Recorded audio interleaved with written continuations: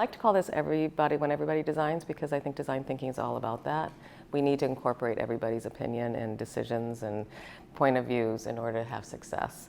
A little bit about me. So I am a faculty associate, and I teach at the School of Human Ecology and Design Studies. My expertise is actually interior environments, interior design. I have a license and I practice and all of that. But my undergraduate was in social work, and my passion is making the world a better place. So being able to do that through design has been my passion. So I feel really fortunate to be at the university and to be able to have this ability. And I bring students to Kenya. So just a little outline. I don't know if you know what design thinking is, but this is just kind of a boilerplate, just boiling it all the way down. It really is a process for solving creative problems, or creative problem solving. And the key is that it's a human-centered process, and that's at the core, and that it really helps find solutions for product, services, and processes that, or anything really, that actually make a difference in the world. So it's really, the human-centered part is really, really important. And a lot of companies are now using it. So I think this is really an important slide because it really does show not only the messiness of the design thinking process, it is actually really, really messy, but also the fact that companies that do take on this design focus really do perform a lot better because they really are thinking about the people and designing for the people first. So they get at the why it's important instead of how we design something. It's why do we actually do it? And I think that's really important. There are a couple simple rules. This is really what happens when we get success, when a product or an idea is not only feasible, but is really mostly desirable, and then also is viable. So if you're trying to get something out in the market, it needs all of these three things. But I like to argue that the most important is the desirability. It has to start there. And sometimes the desirability leads to the feasibility, which then leads to the viability, and then you get innovation. But the other thing that's really important is that you need to realize that you don't necessarily need to be a designer in order to be successful. It's really just the tools that we use that help us. So as a designer, I use specific tools to gather information, to understand people. And those tools anybody could use. So it's not necessarily the ultimate design, it's getting at the information that will lead to that design. And of course, it always starts with understanding the people that we're designing for. Otherwise, why are you doing it? At least that's my opinion. The big thing I think is that, and most challenging for people, including my students who I repeatedly do this process with, is embracing new mindsets. Because we are hardwired to think certain ways, and so to be able to say it's okay to fail fast, it's okay to defer judgment, it's okay to have a beginner's mindset, all of these kind of things that we're just not really programmed to do. We're always taking our information and using that to come up with solutions. We need to let all of that go because we need to understand the people first. And so sometimes we ask really, really dumb questions, like how many designers does it take to unscrew a light bulb? And the answer might be, why do we need a light bulb? So designers also think differently, like why can't we think about LED lights, or why can't we think about solar panels and skylights, etc. So just rethinking what we think is the norm is something that we do a lot. This is just a really quick slide that I think is really, really important when understanding the design thinking process. So it originally started at IDEO, which is a product development company in San Francisco. Now they're in Kenya, they're everywhere. And they came up with these problem-solving methods. And then the owner of IDEO actually went to Stanford and started the D School, which is David Kelly, and outlined these other processes or phases. So the D School uses 5 phases, which is empathize, understanding the user, define, figuring out what they need, and then also seeing what else is out there, making analogous connections, really kind of understanding what's going on, and then going and creating a bunch of ideas, pausing feasibility and viability to create the most crazy ideas, because you never know what's going to actually evolve out of those crazy ideas. And then prototype is key, because if we don't make it visual, we can't actually really understand what somebody's thinking. Like I liken it to my haircut, which by the way, I'm growing out, so it's a little bit not great, but I always go to my hairdresser and I say, hey, I really want to look hip, cool, and young, you know? I mean, I'm starting to gray, I've got some wrinkles. I don't want people to, I don't know why, I feel like the hairdresser can solve this problem, but apparently I think he can, and every time I go, he's like, I can do that. And then I leave thinking, you didn't do it, darn it. And it wasn't his fault, it was my fault, because I didn't show him a picture of what I thought hip, young, and cool looked like. So I did show him a picture recently, and he's like, oh, you need to grow out your hair, and that's why it looks like this. But it's a great example of just, you know, people can't read your mind. You need to show it. And it can be just a rough prototype. It doesn't need to be anything spectacular. And then of course, we need to test it back. So we need to be able to go back to the people that we were first identifying with, whose problem we're looking to solve, and say, is this working? But actually, we tend to test for failure in that what isn't working. Because if you say, is this working? They're going to say, yeah, sure, this is great. And they might not actually tell you what the issues really are. So being able to really test for what isn't working helps you get you a much better solution.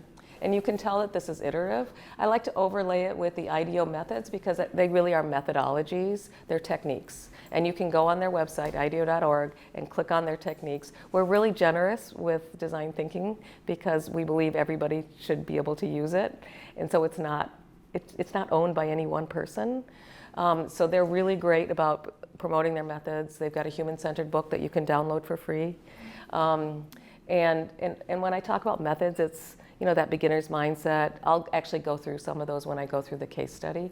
But I like to overlay this because you can see that they do work together. Like the class I teach, we really go through inspiration, ideation, and implementation because it is a fluid thing.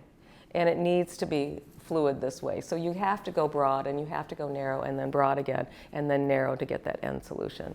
So I think that's a really important slide. It's a graphic from IDEO. I did not do it. So you want to learn about a case study? You know some of it already. Probably more than you need to, but okay. All right, so everybody asked me how I got to Kenya, so I'm just going to start it out with telling you just a very brief design thinking project that I did. And I'm actually skipping a bunch of slides. Back in 2011, I decided that my students should create something and it should be in design and mocha. So I'm a risk taker, so for me, design thinking comes really naturally. So I'm like, my students are awesome. They're gonna do something really cool, and it's gonna be in the museum. Do you remember Design and Mocha? I don't know if some of you, it's defunct now, but they used to have this wonderful exhibit every 2 years, and artists or designers could select a piece of artwork from the exhibit, or their permanent collection, and then create a space around that. So I decided my students are going to do this. I got a little bit of flack from some people and some faculty members, so then I'm like, okay, my students are going to kill this. They have to. And also, this project is going to be in the middle of the lobby at Emoca, because I'm a risk taker, and I just like, I don't know, I might take drugs or something, I don't know. Anyway, something was happening in my brain that thought, I can do this.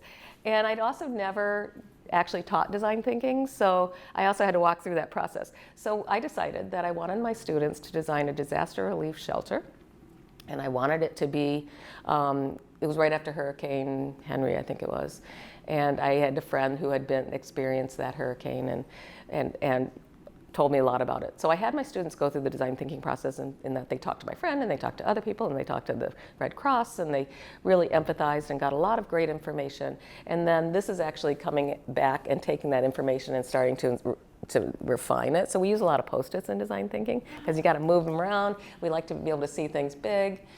So the students had actually gathered all of the information that they learned, and as a result, they came up with this phrase, to create a restorative environment that inspires others to fulfill humanitarian responsibilities. But what they also figured out was that most people, and if they hadn't talked to a lot of people, they wouldn't have known this, most people really need a sense of privacy, but they also need community. So how do you build a structure that allows both? Privacy and they're opposite, right? So that became the design challenge, is to create something that promotes community as well as privacy, and that they can control. So then they did a bunch of prototypes and sketches, and they worked in teams, and as a result, they came up with these cardboard shelters. Pretty cool. They're all meant, by the way, to be within a Superdome, so they weren't meant to get wet. This one has a fan ceiling plane that can be retracted, and it's actually all modular, so they could turn the doors into walls, and it was pretty cool. The one that ended up winning actually was then built to full scale. It's the fourth one down, and I'll show it to you in a second. So then I'm like, okay, who's going to build this thing? So that's wonderful. It's going to work. I made it a success. And now who's going to build this thing? And to full scale, I'm talking about 14 by 9 by 10, like big, like this room, or a little bit smaller than this room. So this is what ended up happening. So Architectural Building Arts in town volunteered I used to work for them, thankfully, and they volunteered one of their carpenters to work on this with the students and myself. And this is actually the end result. This is just a cardboard skin, but the structure itself is made out of mailing tubes, which stack within each other, which ultimately, if it were taken to one more level, this is kind of still a rough prototype in a way, they could fit within the roof, and then they could be shipped. Cool idea. And then on top of it, it has the yin-yang walls, so you can close your dining room table if you don't want anybody you need a little privacy. The entrance you can go this way, or you can go on the other side. And the idea was that those they were wings, and you could open them up if you wanted to embrace the community, or close them if you needed the privacy. Pretty brilliant idea, right? So somebody saw that and contacted me and said, hey, in Kenya, my best friend, who's a missionary there, says that most of the mud houses there get washed away because of the monsoon season, and a lot of people end up having to rebuild their houses. Maybe this would work there. And I thought, well, you're a design thinker, because that's like crazy talk. But at the same time, I'm like, you never know. I mean, if you think about it, they're mailing tubes. What if we fill them with concrete? Maybe they could work there. So there's ways of looking at it. So when the cardboard goes away, you still have a structure, and it's made simply. But I wasn't going to just go out there and do that. I thought, well, I'll just explore. And she said, well, I'm going, and I'll be there for a week. And I said, awesome. I've got 3.5 weeks. I'll take that time. So I went for 3.5 weeks and was with her for 1 week. So I had 2.5 weeks, never been to Africa before, knew nobody there in Kenya. So I figured I needed to figure something out, because it didn't even occur to me to go on a vacation and to go on a safari. It was like, I'm like, how do I get to know the people? I want to know the people. So I went to Kenya with her. We went to this little tiny area in Buratana, right on the Somalia border. In my head, I thought, I also want to have a study abroad program. That was not the place to take students. It was, when we got there, the head of the missionary said, tell everybody you're German. And I said, okay, that's not safe. I have to lie to people, because apparently they don't like Americans over there. That was really stressful for me. So I'm like, nope, no students are going there. But it was a really good experience. And because, and we went there to go to this particular school, and because we were going to a school and we were investigating buildings, but a school needs computers. So we actually raised money to donate these computers, which are really amazing computers. They're called the EXO. They were designed by Yves Bihar. It was a project. It's literally called One Laptop per Child is the name of the program. And now they have these laptops all over the world. The idea was that every child should have access to education, regardless of anything else. And it is just as important as food, shelter, and clothing. And so these are, and Yves Bihar went through the design thinking process to get at these. He had to investigate different communities, to how children were learning, and he learned that they were learning everywhere. They were learning in the sun, they were learning in the shade, they were learning at their home, they were learning under a tree, in the sand, and so he had to make this shock-proof, glare-proof, They needed to be they really needed to hold a charge. And they all didn't necessarily have internet connection. So, but the good news is they can connect to each other. So the children can actually communicate with each other and their teacher. These are still working today. We donated 20 of them. They made a little computer lab, and they are still learning from those computers. So it's all of those children are learning from 20 of those computers. So it was a huge success. And I hope someday to go back there, because I think that they have a lot of need. But this leads me to the big project. So I, again, didn't know what I was going to do, but I wanted to learn about the people. That's the way I've always traveled. It's always been about the people. And I always like to be someplace for as long as I possibly can. I think that's really important, to feel like you're understanding the culture at least a little bit. So I was connected with a woman who lives in Gatunga village in Tharakanithi County. I was told I must go see her. Now that is right on the equator, so it's very, very hot. You can see the dry belt. It is really pretty dry, and people live on very little money, and it's really hard to sustain yourself.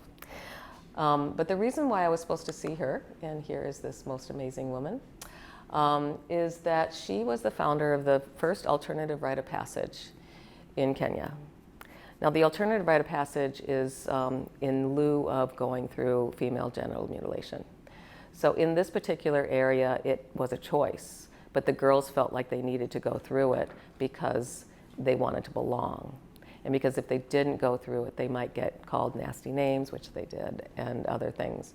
So in 1995, she learned about the fact that this is a really unhealthy thing, and her daughters were becoming of age and wanting to go through it. And she actually had them see a girl go through it, and that was all they needed to see. And that was done. But she started this alternative rite of passage. She got 30 girls to go the first time, and what she did is she was very much of a design thinker. So she went to the girls and said, what is it about this alternative rite of passage that you find valuable? And they said the gift giving. They got a day mother, so they got a woman who was really knowledgeable, who they could talk to, because their mother was too busy raising children and farming and all of those things. They got a lot of ceremony, and they got to dance and sing, and they got to learn really important lessons about how to take care of yourself, how to engage in education, how to engage in a boy if they're interested in you, what happens if they're too interested in you, how to protect yourself, all of those things, self-esteem. So that was really important to them. And then, of course, they got healthy food, and they got to rest. So she said, well, what if I give you all of those things, but take away the cutting? And the girls said, that sounds like a good deal. Okay. So they did, and they went through a 4 to 5 day alternative rite of passage and got all those wonderful lessons. And at the end of the days, everybody from the village came out, because they're like, this has got to be witchcraft. What has happened? And they had all these rituals, and I think they even had a little pinprick of blood on their lip, and they went through a whole process. And then the girls said, well, now we've done this, and everybody's calling us names, exactly what they were thinking. Everybody's calling us names. They're singing nasty songs. We feel like we are outcast. What do we get for this? And she said, I will give you scholarships. She had no money. So she's like, I will figure that out. And she did. And now, to this day, she does the alternative rite of passage. Welcome. And she reaches 250 girls every year. She supplies scholarships for 100 girls a year, so not all of them get scholarships, but it really has changed the community, and there's a lot of pride. The most proud man I met there was the one that married one of the first girls who went through the ARP, because he thought that was such an amazing thing that she did. So it's completely changed the community, and it's changed the girls' point of view.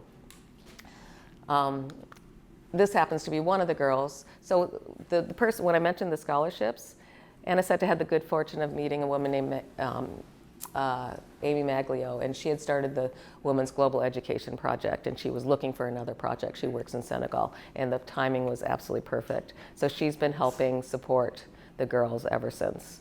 It's still not enough money, though, to get all the girls to school. And the scholarships do not cover the entire scholarship. It's half, or the entire school fees. And a little bit about the education there. There are multiple layers and levels. If you go to a public school in a small rural region, you will most likely not get to a university. The way the schools work there is it's like the English system. It's primary and secondary.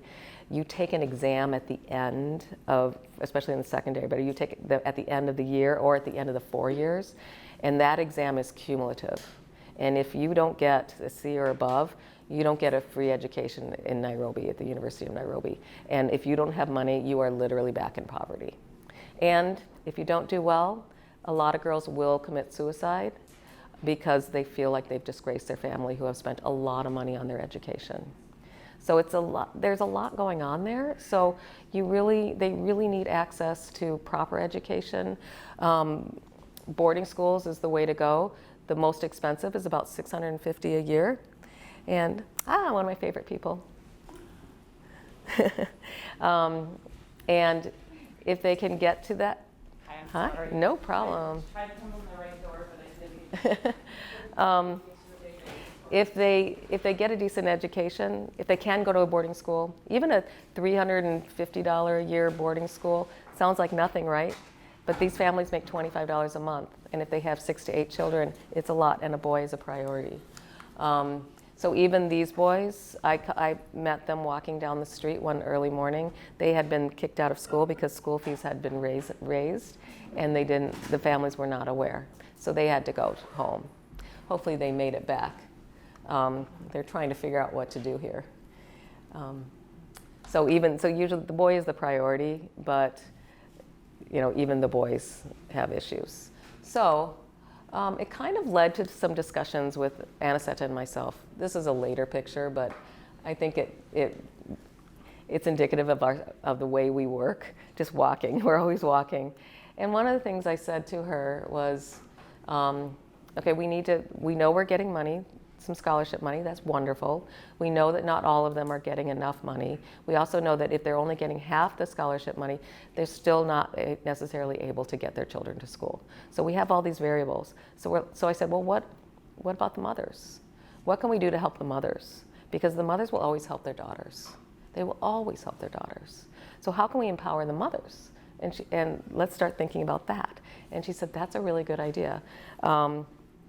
And from that, I actually got her here. She was able to spend 6 weeks in a design thinking class. Let me see what the next slide is. So from that, we started to develop what we call a how might we question. So design thinking is really centered around these how might we questions, which it's we, because we're working together, because we're all designing, right? So that's kind of what we started to do is develop how might we questions. And I want to just give you a little bit of an overview of what makes a good how might we question and how to move forward with that. So I'm kind of pausing the case study for a second. Well, not really, I guess. The way you frame a how might we question is really, really important. And this is actually by IDEO. This was something that Tim Brown did. One example is this Goldilocks principle. So you can, in order to get at the right, the goal is to get at the right questions. When you ask a how might we question, you're really trying to get at the right questions that you ask people to get the answers that you need to solve the problem. So for example, if it's really abstract, like this happens to be about air travel, how might we improve air travel? There are so many different ways that you could think about that and you could take it, right? It's too abstract. If it's too specific, it's not inspiring enough. So how might we get passengers to use their own tech instead of bothering flight attendants? Saying, well, okay, we're using tech, right? That's way too specific. The right answer is how might we make air travel more delightful, so enjoyable, and convenient for parents and children? Because then that gets at the issue. And then that gets at asking the right people. And another thing with design thinking is we tend to be really positive. And we believe that positivity is really important. So we always defer judgment. We really engage in everybody that can be involved. And it's one of the things I love about it so much. So I have some different ways of looking at the question that I started to pose with my students and Anisetta. And this one was, how might we work with mothers so that they are able to support their children? That was kind of what I said before, right? So does that seem like it's going to get at a lot of answers? Vague. I mean, a lot of various answers, but it's vague, right? And the next one is, how might we work with women so that they feel empowered through making traditional craft? The empowerment's good. Then traditional craft ends up being what we end up doing, but it's also kind of vague, or not vague. It's specific, because it's saying we've got something that we're going to use. It's traditional craft, so it's tech. It's traditional craft. It gets at, so it doesn't actually allow us to think about other things that we could help empower the women. And I have some great examples of work that students have done, which haven't helped empower the women, and it's not the craft. So that was still good, but how might we work with women in a sustainable way so that they can continue whatever we do that helps them feel confident in their own skills? Now, we already know that they're going to take care of their daughters, right? So it's not about the daughters as much as it's about the fact that we're going to improve the quality of the lives of these women, or help them, because they will always support their daughters. We know that's an automatic. So it doesn't necessarily need to be in this question, right? I mean, I think so. So that kind of works a little bit better. So going back to these 3 stages, I think this is important just to refresh your memory. I'm going to actually go through the case study utilizing these 3 stages, which is really about methods. You know, how do you get started? Who do you talk to? How do you conduct an interview?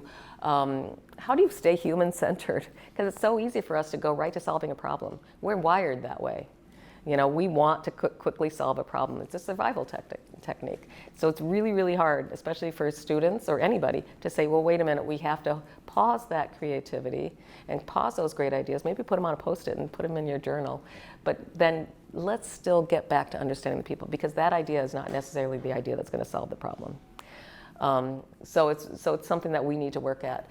And then coming up with ideas, sometimes we have to challenge our own assumptions. We have to have a beginner's mindset.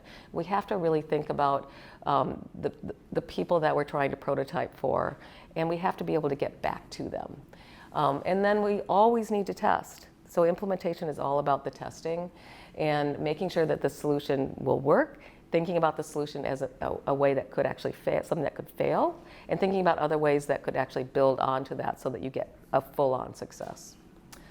So starting with inspiration, so I needed to have a beginner's mindset, which I kind of did because I hadn't been in Kenya for very long. I was still learning it. I needed to make a lot of observations, which of course was also really easy because I was fascinated by their world there. And learn from others was also really, really key. And I'll show you how I started to do that. So my students, this was one of the courses. This was the first year that I brought students there through IAP. The first thing we did was we interviewed women. We wanted to know what it was that they were interested in, what their skills were, what made them feel important in the family, what their values were, all of those things we wanted to know. So we tried to dig as deeply as we could. We always had a translator, and we interviewed a lot of women. So we started with that. We also did what we called mind mapping, journey mapping, which is something that's really, really helpful. I highly recommend it. So we basically put up big pieces of paper and said, draw your house and draw your garden and other things that are important. So they would draw their animals, they would draw the water, they would draw the church, the school, all of these things. And then, by the way, we would also do the same afterwards, so that it didn't feel like we were just getting information from them, but they want to know about us too, and this is a great way to get that information.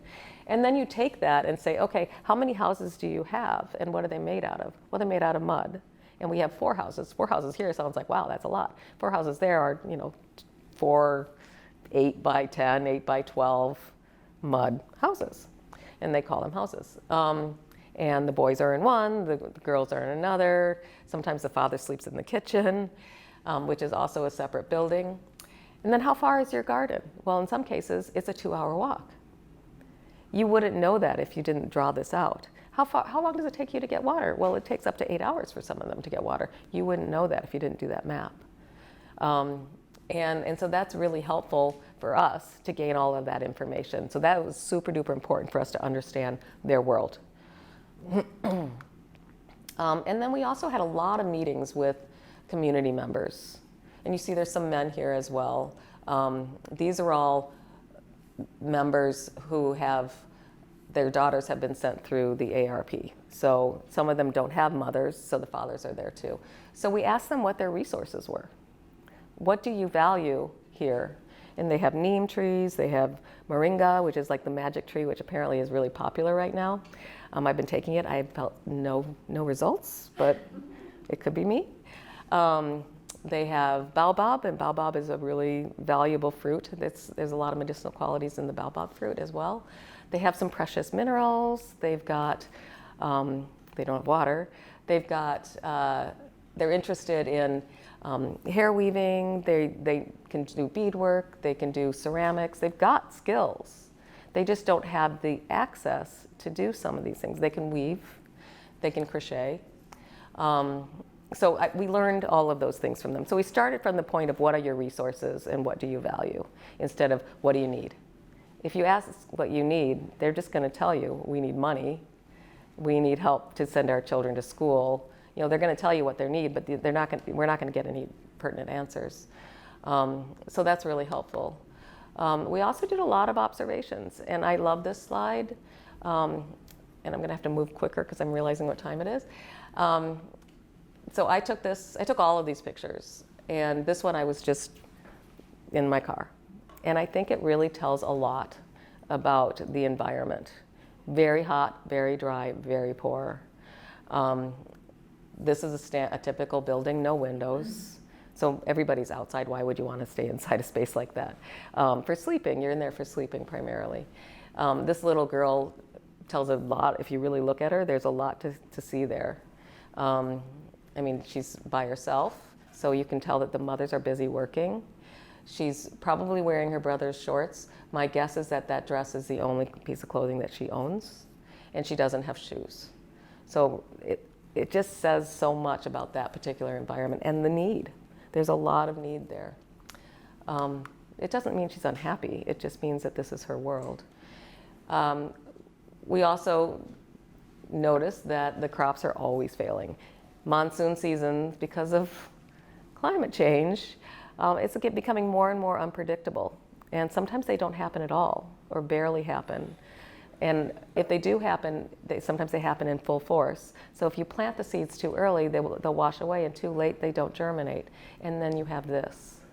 And because they don't have much water, they don't have access to being able to actually water this field. So it's really, really hard for them to grow anything. They basically live on $25 a month. At least when I walked through this field, they were living on $25 a month, the families. This is your typical family. This little boy he'd never seen a white person before, so he was like super scared of me. Yeah, he was just crying the entire time. I felt really bad. But that's their home. And you know, they want to collect water, but that's the gutter. That's what's collecting water there.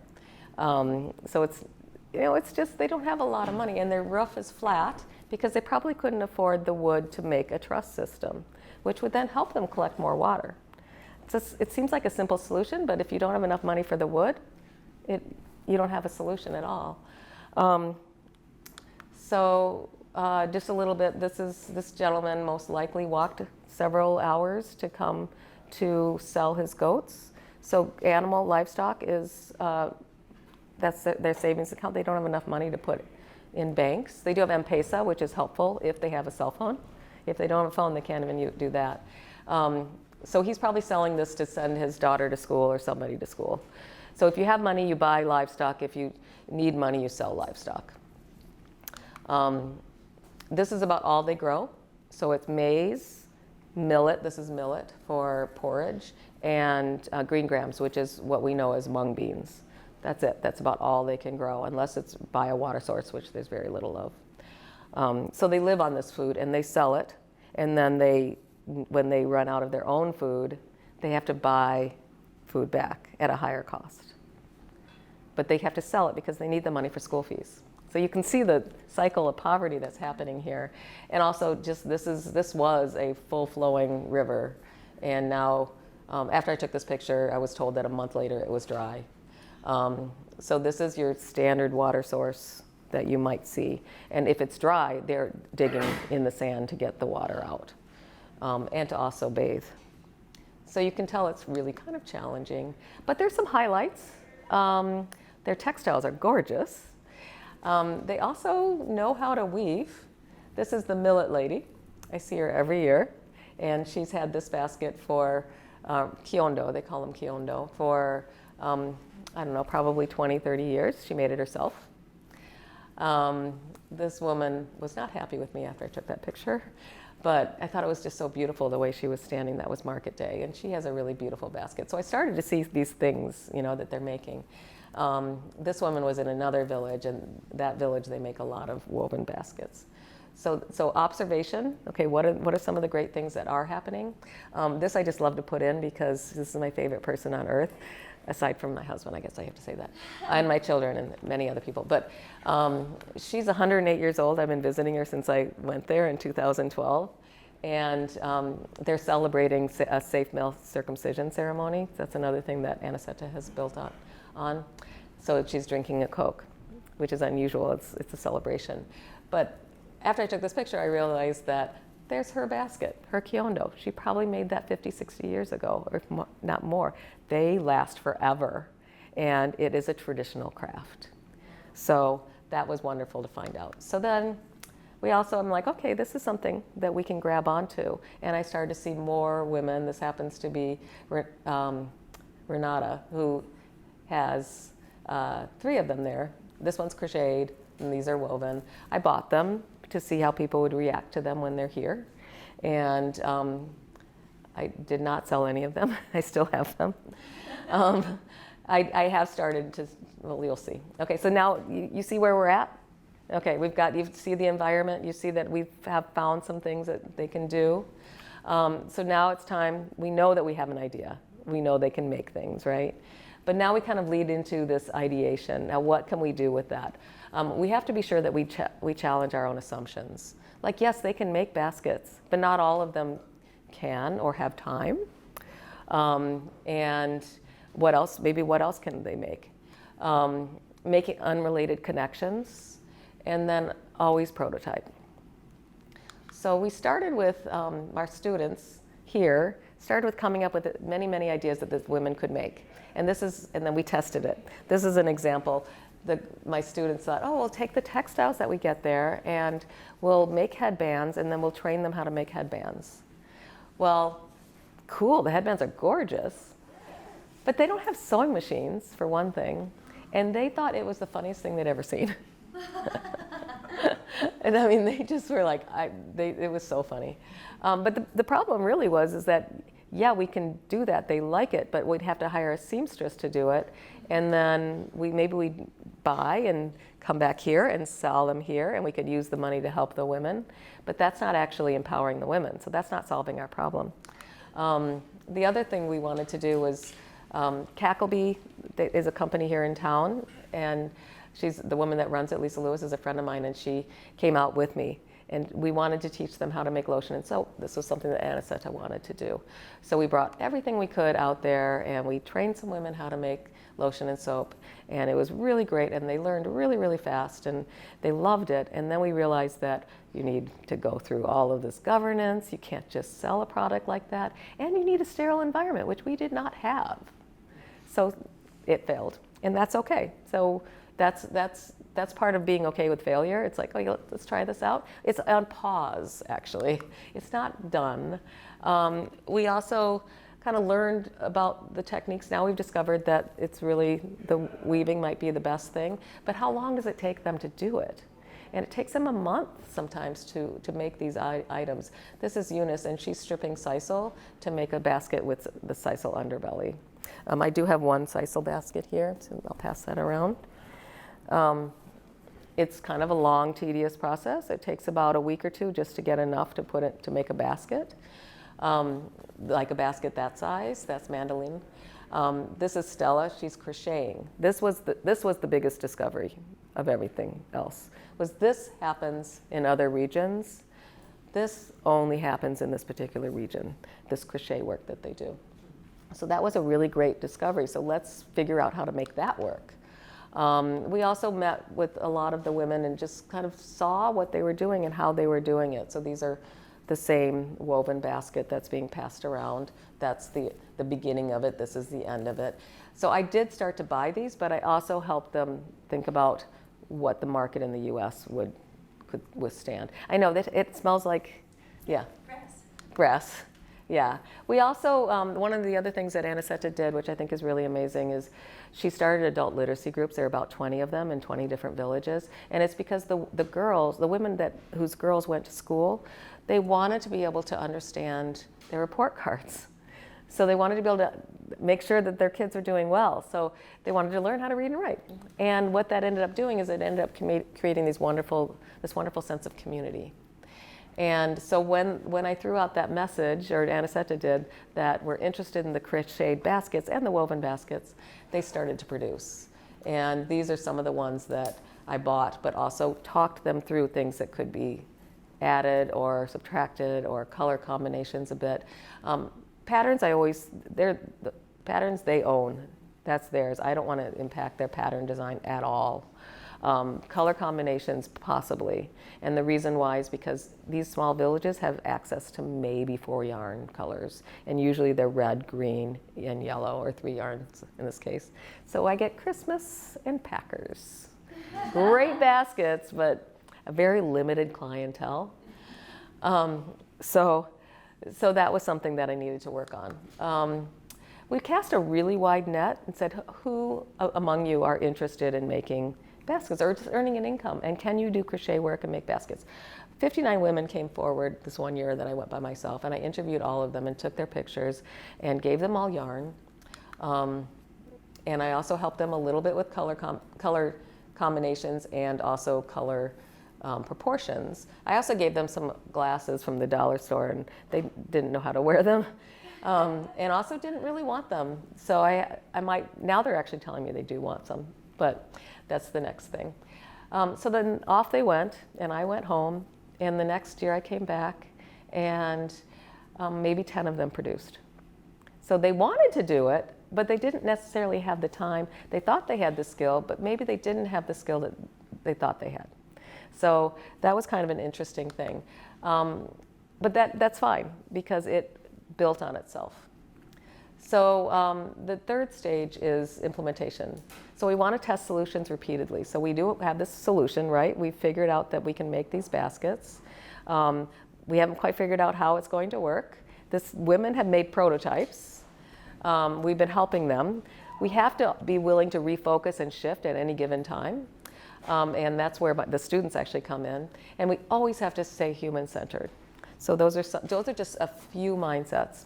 So the way we started to do that was, this happens to be another village. This is Kiome Village, which is now the most successful village of all of the villages that I've been to. And so much so that I'm ready to reach out to other villages. I had to hone in.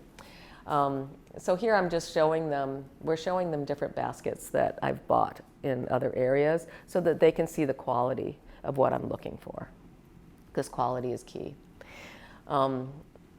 And we also gave them a bunch of yarn and let them come up with the color combinations, and then we might tweak it a little bit, but let them figure it out. So those are all women that not only do we figure out the color combinations, but they got a lot of balls of yarn. So I buy the yarn in Nairobi and I bring it to them, because that's where the biggest selection is. And I usually bring it to them with students. This was a couple years ago. We were actually working, she's laughing because they're actually arguing about color combinations. So here, these women were putting together all of these little bundles. This woman at the end was super stubborn, and she insisted on that brown and red and green bundle. And some of the color combinations were just not quite working, so there was a little bit of a dispute over that. But at the end of the day, she took it. And I think the lesson to learn for the women here is that I do bring the balls for them. They do buy them back. I mean, they do give me money for them later, because there has to be that connection. They have to have that ability to own some ownership with this. But if it's not a good combination, I can't necessarily sell it, so won't necessarily buy it. So it's a month's worth of work that they've put into something, and just because they got some free yarn doesn't mean they're going to produce a product that's going to give them money. So that's kind of a lesson that we need to work through, and I think we're actually there, which is good. But so here's where the student work comes in. One of the things that I was thinking about, I'm like, okay, this is great. The women are making baskets, and I can actually start passing my all-time favorite one. But it takes them a month to make. And the reason why it takes them a month to make is because they're making it in the morning or at night, but they're farming during the day. And I'm like, yes, they need to continue doing what they do, right? I don't want them to rely on just me. So what else can we do to make their lives a little bit easier? So going back to that how might we question is, how can we create something that's sustainable and simple? And so we need to add to it. We can't just say, oh, we've got baskets, here we go. We can make them wealthy and whatever for that area. It doesn't work that way. So I challenged some design students, actually the engineering students from Insight, the student org Insight, to create a power source. A source of light. I just said, create a source of light. That's all I said. Well, I said that, and it can't cost more than $2.50, because I always like to put constraints. So they did. They created the most simple system possible. And it's an LED light with a rechargeable battery and a little tiny solar panel. And I also said, and we need to be able to train the women how to make them. Because if they break, they're just going to have something that's broken. They need to be able to fix it, or I also want to be able to bring kits so that they can make it themselves, so that we don't need to always, or even somehow get the supplies. We don't always need to be there. So they learned how to make them, and this is quite a nice light source, and it turns out that it's also really great for the children. We're still making these. We're still bringing the materials. I'm still having my students train more women how to make them, so it's an ongoing project, which is wonderful. I was about to say that. This was a Wisconsin Idea Fellowship grant. So the students were actually able to travel back there on that grant, which was really incredible, and train the women. The other one that also received a Wisconsin Idea Fellowship grant was a double-sided water vest. So this was, remember I said that sometimes they have to walk up to 8 hours a day for water? They're usually only carrying 20 liters of water. So they've walked a long way for a very little amount of water. So if we can't get them to collect their water, which maybe we can, and actually we are now, which is another highlight here, then maybe we can at least make the transportation a little bit easier. So this was an engineering class, a freshman engineering class that came up with this idea. They came up with the idea of a double-sided vest. They were inspired. This is very design thinking. They took something completely different that they were inspired by. So they were inspired by the camelback running, and said, well, what if we do something like that, but have it on both sides? And so this was the first prototype. And I said, and then they're like, well, what materials can we use that they have there? Because I also said it can't cost anything, and they need to be able to make it themselves. The closest we could get here were the sails from the Hoofers Sailing Club, the retired sails, which we're still using, and we're still bringing items with that material. So we tested it here, and you can see that this girl is carrying 20 liters on the front and back. This girl is between the front and back. This girl is carrying 20 liters on her back. She's up straight. She doesn't have a headache. There's all kinds of issues that she's not dealing with when she's carrying like that. So then we, because it worked, we won a grant, or won an award for our students, and they went and tested it, and it turned out that they really loved it. We did a little bit of refinement the next go around. They actually thought, well, we can use this for other things. We can collect vegetables, we can plant, we can go to market, we can carry a baby. They had all these different ideas that they wanted to use them for. So we're still bringing those with us, as well as the templates, so they can make their own. So that is another really successful thing. And that's all about helping make their lives a little bit more simple and more sustainable, so that they can produce baskets. And here they are producing baskets.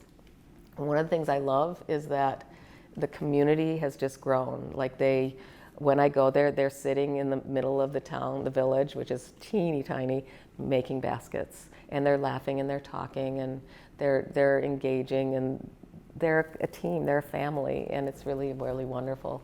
Let me show you some more of the baskets that they're making. I had them hidden here. Did you guys see them? Mm-hmm. Oh, you did? Okay. This one. These are literally hand crocheted with the smallest needle. You can see their needles that you could possibly get. It's a 9, which is literally the smallest. So the woman that made that, Florence, she's 21 years old. And I have more stuff for you. I had students produce this booklet this year. This one, same one. She's become one of the best artists. This is Beninia. Actually, that's her basket right there. Actually, there are 2 that are going around that are hers. The blue and gray and white one, or cream one. She struggles a little bit because she has some eye issues, but because of the sale of her baskets, she's actually able to go to the clinic and get the necessary need that the health care that she needs. Her son was able to go to school, so I always visit their homes because I think that's also really important that I understand their homes. This is her home. She has to walk 2 hours to farms for 4 hours, 2 hours back. There's no water collection system here. And this boy, her oldest son, was able to go to school. He would have missed a year of school had I not bought her baskets. So you can see there's a lot of value. These are just a number of the women. I always take a picture of them. Here's some cards that you can see. And then I always put the picture in the basket. I just didn't have the ones that related to these baskets with me. This one died of diabetes just like a year ago, which was really, really sad. So I always take a picture, put it in the basket, have their names, have their stories. I think that's super important. Challenging assumptions. We assume that all women are honest and fair and true. Well, this woman, great artist, great designer, bought a bunch of her baskets and then realized that she was hiring other people to make them. And I realized that she was creating a business out of this, and she was not part of the adult literacy groups. So then suddenly we're like, okay, we have to reframe this problem, and we have to rethink this. So it's we're doing some great work here, but we also want to make sure that we are meeting the largest amount of women and their needs, and that doesn't do that. So now she's part of the adult literacy group. I mean, yes, she is helping other women because she's paying them to make her baskets, but then she also tries to charge more. And so I'm still buying from her, but I'm not buying 36 at a time. I'm buying about the same as what I'll buy from the other women. And she knows it, and she has to up her game because also the quality isn't quite as good. I'd rather support all of these women. So there's some redundancy here, but one of the cool things, this is Evelina. And Evelina is the teacher, the adult literacy group teacher for Kiombe Village. So all of these women are from Kiombe Village.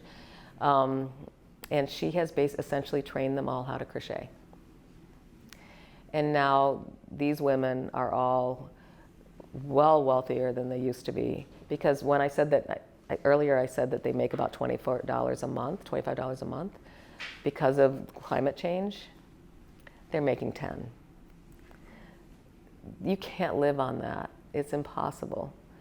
But you can live on your craft. You can live on something that you can make. And so what I love about this is we're providing something that could potentially be sustainable. We've given them opportunities or ways to improve the quality of their lives in a simple way. The money is going back to the community. So I sell the baskets here. The most recent thing that we did is we gave them all water tanks. So they all have 100-gallon water tanks and gutters and brackets, because if you give them water tanks, they don't necessarily have the money for the gutters. So you have to make sure that you give them the whole thing. And so they're very happy. This is what I came to this last year. Yeah, some of the baskets you might even see. Most of these I've sold already. Most people, I had a trunk show the other day, well, a month ago, 2 months ago, sold $6,000 worth of baskets in 3 hours, and which were most of these, because you can't have just one, apparently. So people would buy 5, 6, 7 baskets because they just couldn't, they loved them all and they couldn't decide. It was in Brava magazine about a year ago, or maybe 2 years ago, and that also kind of gave it a lot of press. And so I brought this back for the women to see, because I think it's really important that they see where everything is going. So I also, whenever possible, take pictures of the people that buy the baskets. And then, so he's actually holding the picture of Lucy, the one that died recently, which breaks my heart, 'cause she was one of my favorites. And then I produce those pictures along with all the pictures I take of all the women, and I give them back to them. So here they are looking at the magazine, and they're looking at pictures of people holding their baskets, which is kind of cool, as well as their own baskets. So they can keep a record, and then I can say, this basket was really popular, can you make something like this again? Instead of describing it, I can show them the prototype that they made. So they're really happy. Most of the children are in school now. All the children are in school. A lot of them have the homes that didn't have roofs on their roofs now have roofs. Some women have been able to have or send their daughters to have healthy childbirths. I mean, it's completely changed the community.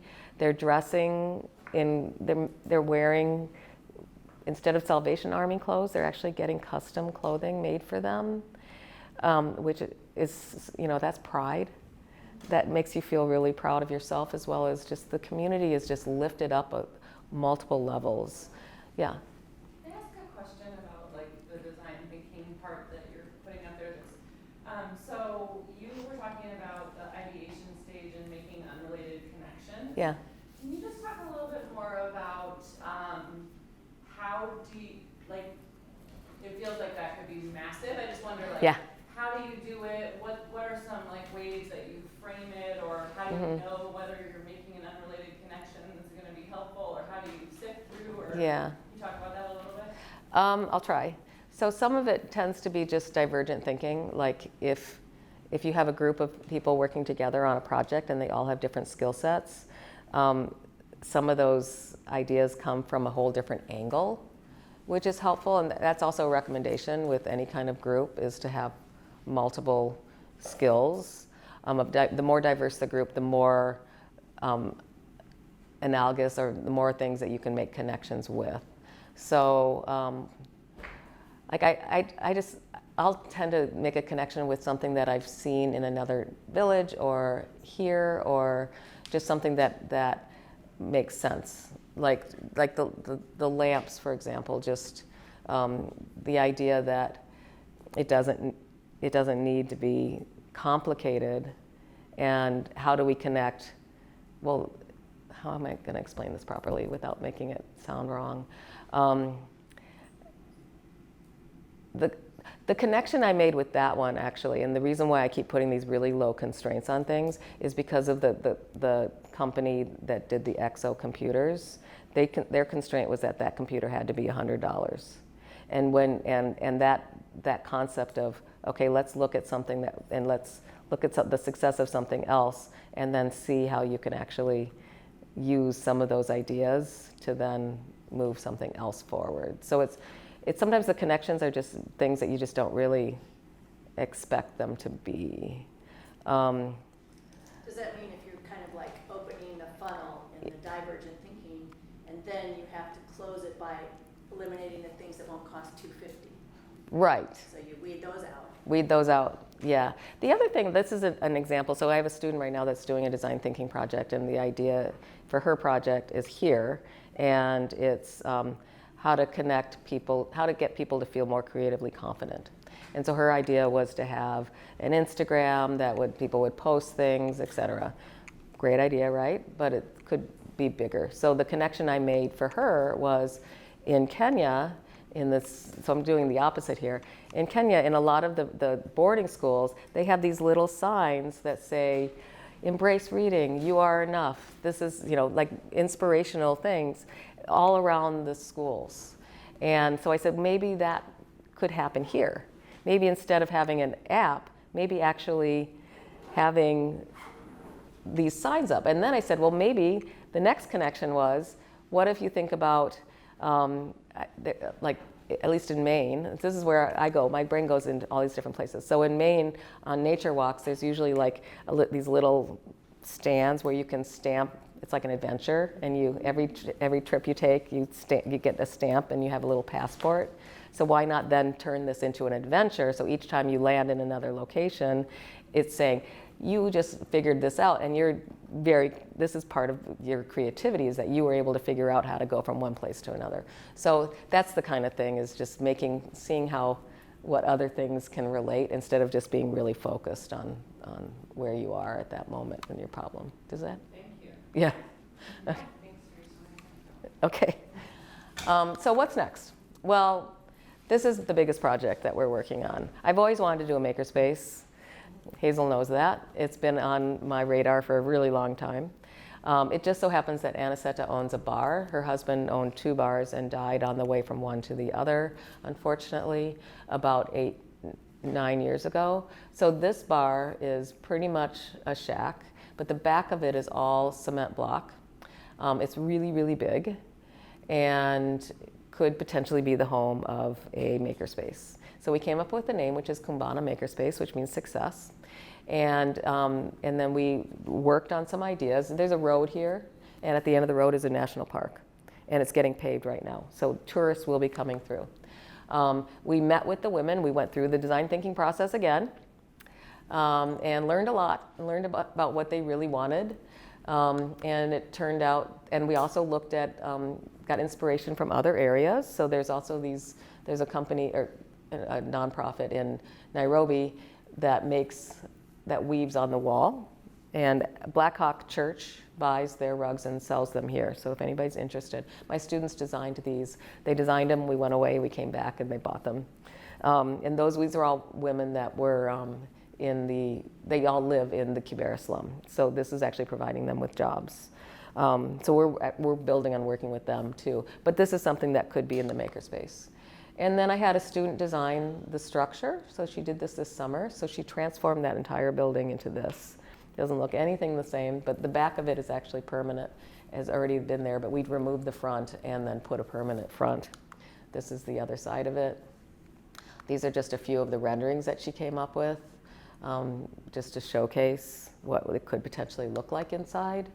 They really wanted a cafe because they wanted to teach people how to eat healthy food.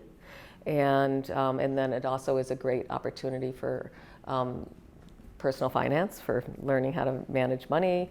And it could be a tourist stop as well. So those are just the flat parts of the bottom of the baskets on the wall.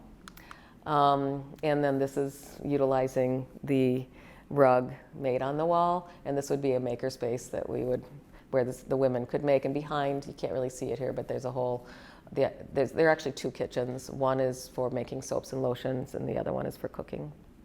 The women really are happy about it.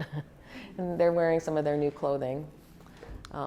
And at the end of the day, I think we all just want to be happy, and we all want to dance and enjoy each other's company. And one of the things I love is every time we come to any village, they greet us with song and dance and ceremony, and it's always quite joyous. And that's the way we should live our lives anyway, I think. We should be greeting everybody with song and dance and joy.